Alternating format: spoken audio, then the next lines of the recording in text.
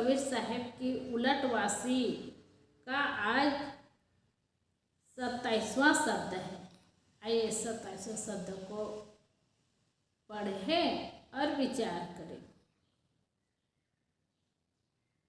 घर लूटे हमार दोपहरिया माँ, घर लूटे हमार दोपहरिया माँ, लगाए उड़ाही 5 जन बैठे, धूम मचावे कोठरिया माँ, लगाए उड़ाही 5 जन बैठे, धूम मचावे कोठरिया माँ, घर लौटे हमार दोपहरिया माँ, घर लौटे हमार दोपहरिया माँ, पूंजी गंवावत रैन सिराही, सुझन ऐसी अंधेरिया माँ, पूंजी गंवावत रैन सिराही, सुझन ऐसी अंधेरिया माँ, घर लौटे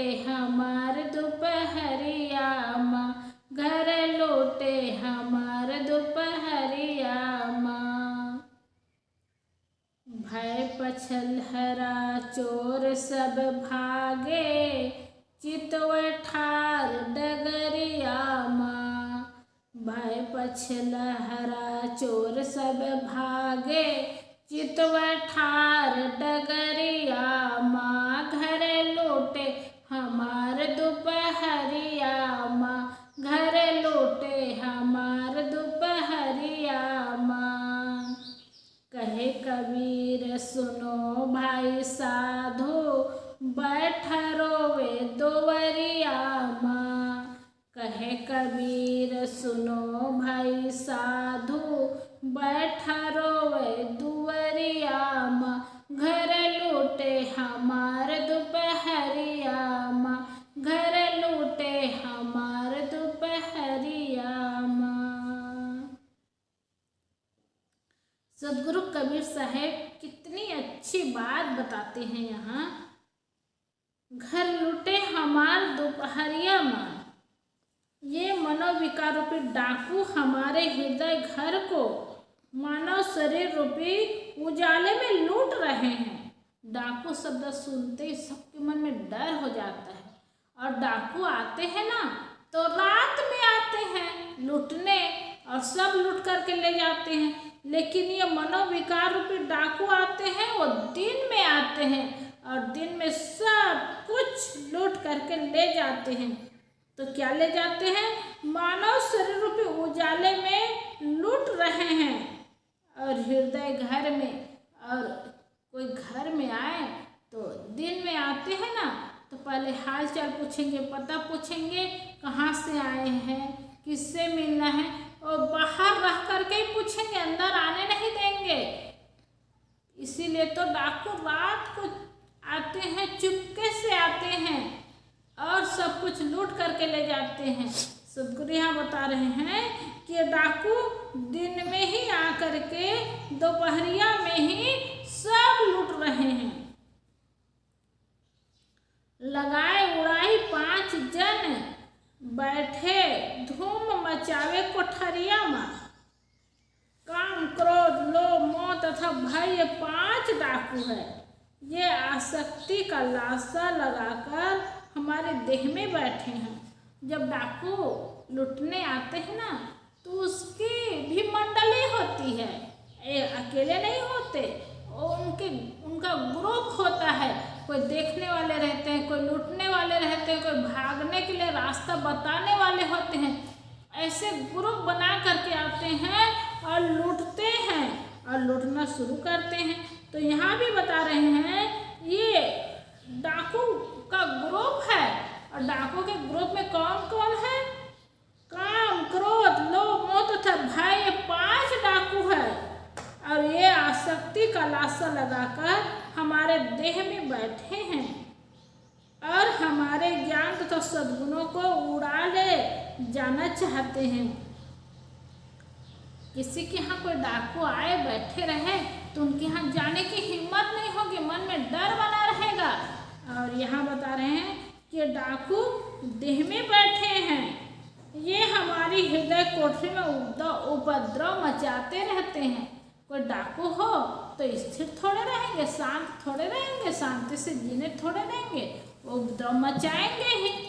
बाहर के डाकू जब आते हैं तो एकदम इधर उधर देखते रहते हैं और उपद्रव मचाते रहते हैं, बात करके, व्यवहार करके, देख करके। वैसे ही हृदय कोठरी के जो डाकू है वो उपद्रव मचाते रहते हैं।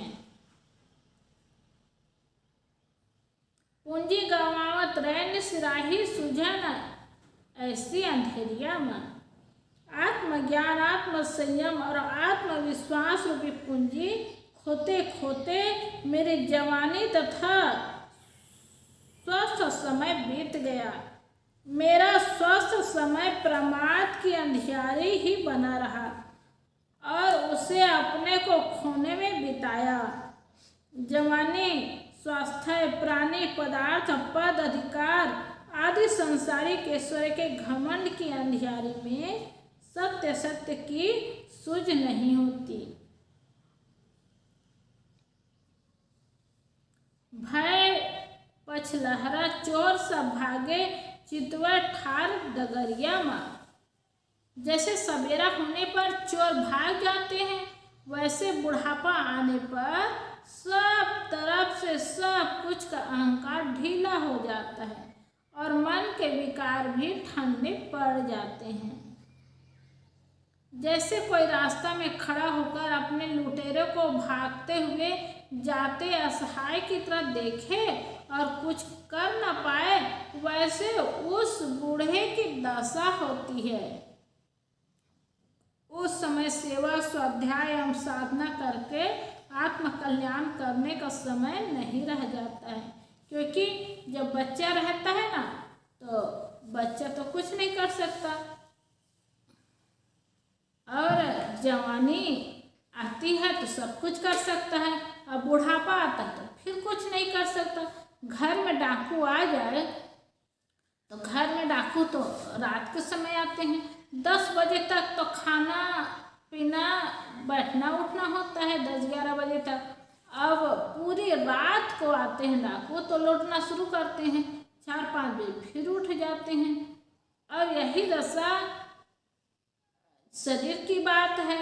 बचपना में आदमी कुछ नहीं कर सकते और जवानी में सब कुछ कर सकते हैं। कोई आदमी आ जाए, कोई चोर डाकू आ जाए तो उसे ललकार कर, फटकार कर, मार पीट कर, पुलिस बुला करके, और आजकल तो फ़ोन का ज़माना है, फ़ोन करके किसी भी तरह से उसको पकड़ लेंगे और जेल की हवा कर देंगे जवानी तक। और बुढ़ापा आ जाए तब, बुढ़ापा आ जाए तो देखते देखते कुछ नहीं कर पाएंगे, ना बोल पाएंगे, ना कह पाएंगे, ना भगा पाएंगे। इसीलिए ये जवानी ही सब कुछ करने की शक्ति होती है, समय होता है, बल होता है। ऐसे ही जवानी में ही हम सेवा कर सकते हैं, स्वाध्याय पढ़ सकते हैं, साधना कर सकते हैं और आत्म कल्याण का काम कर सकते हैं। बचपना में तो हो ही नहीं सकता, और बुढ़ापा में भी देखते देखते, रोते रोते, पछताते पछताते समय बीत जाता है कि हाय मैंने कुछ नहीं किया, हाय मैंने कुछ नहीं किया। ऐसे कहते कहते समय बीत जाता है, लेकिन बुढ़ापा में शक्ति नहीं रह जाती। कहें कबीर सुनो वही साधु बैठा रोवे दुआरिया में। सदगुरु कबीर साहब कहते हैं कि हे संतों सुनो, जैसे सब तरफ से तिरस्कृत होकर बूढ़ा द्वार पर बैठा रोता रहता है, वैसे साधनाहीन मनुष्य अंत में पश्चाताप करके मन में जलता रहता है।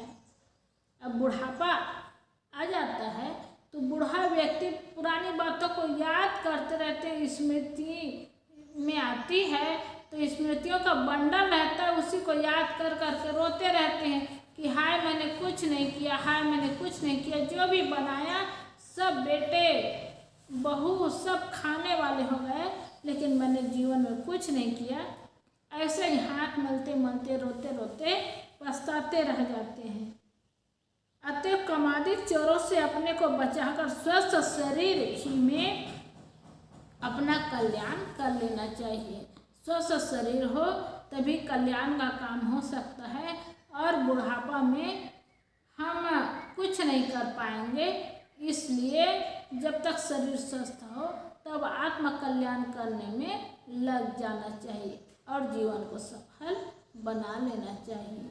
बोलिए सद्गुरुदेव की जय।